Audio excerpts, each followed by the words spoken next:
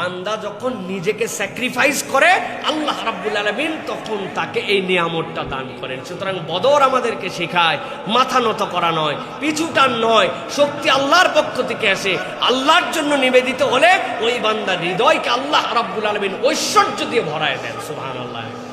Femi ওতাদোলা নাইজেরিয়ার বিখ্যাত ধনী, তার হিস্ট্রি আপনি সার্চ করে দেখবেন, শুধু ফেমি ওতাদোলা লিখলেই আপনি পেয়ে যাবেন। উনি বলছেন, আমার যখন অনেক টাকা পয়সা হলো শান্তি পাই না, কি করব?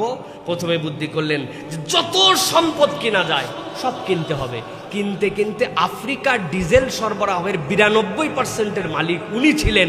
আফ্রিকার লোকের গাড়ি চালাতে হলে ডিজেল বাহিত, উনি ছাড়া কোনো উপায় ছিল না, এত সম্পদ কিনছে। না, অন্তরের মধ্যে সুখ হয় না। এরপরে মনে করছেন পৃথিবীর দামি দামি জিনিসগুলো কিনি, যেইগুলো সিগনেচার আইটেম, অনেক দামি, পৃথিবীর মহামূল্যবান, যেখানেই যত ধরনের নিলাম হয় দামি জিনিস সব কিনছে, অন্তরে শান্তি হয় না।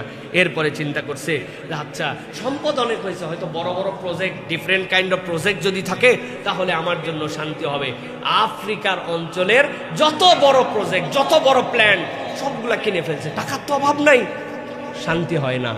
উনি নিজে মুখে বলছেন, ফেমি ওতাদোলা, যে একদিন আমার এক বন্ধু বলল যে আমাদের এখানে একটা দুস্থদের সংগঠন আছে, যে এখানে অনেক বাচ্চা কাচ্চা আছে যারা বিভিন্ন কারণে প্রতিবন্ধী, পঙ্গু, তো তাদের জন্য একটু হুইল চেয়ারের অ্যারেঞ্জ করতে হবে। কতগুলা? বলছে 400টা হুইল চেয়ার তাদেরকে আমরা দিতে চাই। তো 400 হুইল চেয়ার, এই তো তার কাছে কোনো মূল্যই নেই, দিয়ে দিছে, সাথে সাথে দিয়ে দাও।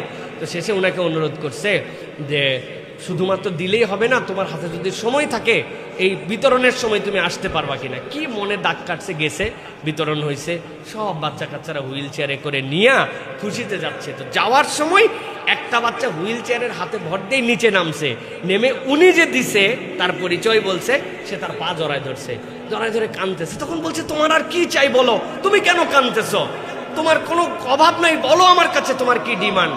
সেই বাচ্চা বলছে আমার কোনো ডিমান্ড নাই ফেমি, কেবলমাত্র আমি যখন শুনেছি যে তুমি আমাকে একটা হুইল চেয়ার দিছো, আজকে এই হুইল চেয়ারতে গড়ায় গড়ায় আমি যাচ্ছি, এর আগে আমি রাস্তার সাথে ছেঁচড়ায় ছেঁচড়ায় যেতাম, আমি তোমার কাছে প্রতিশ্রুতি দিয়ে গেলাম, আজকে তুমি আমাকে যে স্মুথ চলার মতো করে দিলে, আল্লাহ যদি আমাকে জান্নাতে নেয় তাহলে আমি কিন্তু তোমাকে ছাড়া জান্নাতে যাব না।